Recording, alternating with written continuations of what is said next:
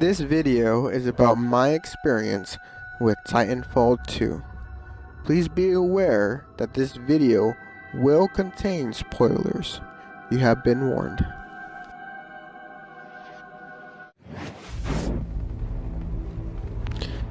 A sequel to the 2014 game Titanfall, Titanfall 2 is a first-person shooter in which players can control both a pilot and their Titans. Titan is a mecha-style exoskeleton. This cutscene here gives a nice example on what it's like playing and controlling a pilot. The pilot has an arsenal of abilities which enhance their efficiency during combat. These include invisibility cloaking, a grappling hook, a pulse blade, and parkouring. Pilots are very adaptable and move very fast. Titans themselves, however, are significantly slower than the pilots, but they have stronger firearms and are more powerful. Unlike the first iteration of the game, Titanfall 2 has a single-player campaign, and this is what my video will primarily focus on. Before I begin, feel free to enjoy this nice cutscene. The pilot from all the grunts and machines of the battlefield is the bond between a pilot and a Titan.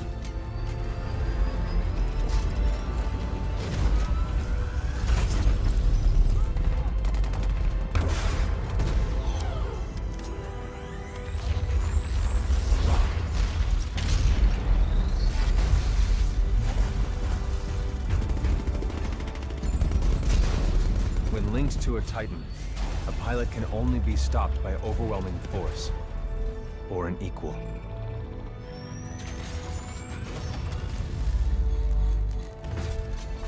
The frontier has been the only home I've ever known. For years, our lands have been destroyed by the IMC, forcefully taking our resources, polluting and destroying our planets, and killing us off if we try to resist. Despite recent victories at Demeter and beyond, we have a long way to go before the IMC is defeated. Now, I serve as a rifleman in the militia, fighting to free the frontier. I'm a long way from becoming a pilot. But when that day comes, I hope I can live up to the honor. The campaign was a linear story, and it was a wonderful one. The campaign is about a normal, everyday foot soldier named Cooper who aspires to be a pilot, and his relationship with a Titan after he is thrown into that position. The campaign was never dull. For me, it was frustrating at times, but that was only because I was playing on its hardest difficulty and was struggling with some of the parts. Sometimes I get stuck on a boss battle for quite some time, and that'd be a little frustrating. Otherwise, the campaign was never dull. This game is the only game I can presently remember where it had an entire mind-blowing level. Yes, a mind-blowing level. That's one of the things I'm going to talk about. In one level, you get a wristwatch that allows you to travel to the past at the location you presently are. This time-traveling watch was one of the things that made this campaign so memorable. It's what made this level memorable. Having to fight enemies in this level was fun. On the hardest difficulty, I often struggled in the campaign with the tough enemies. But on this level, for the most part, enemies became extremely easy due to this watch. Having to fight enemies in the past and the present simultaneously was not only amusing, it was unforgettable.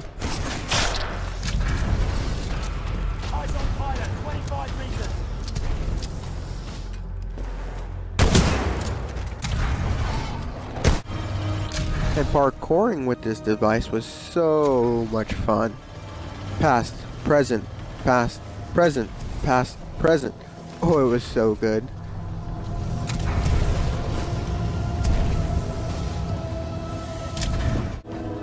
And the end of this level had a mind-blowing moment, which isn't here in the video. Sadly though, you don't get to keep the watch. Once a level was over, bye-bye watch. I know, sad face.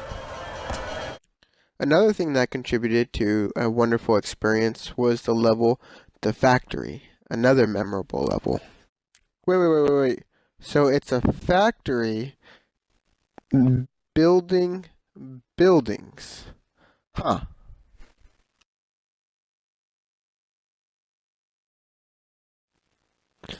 As you progress through this factory, you can't help but wonder what it is that it's leading up to, or what on earth is the enemy trying to build. And you know what? It didn't disappoint. After traversing the sideways city that's put together at the end of the factory line, you come across a battle arena where you fight hordes and hordes of enemies.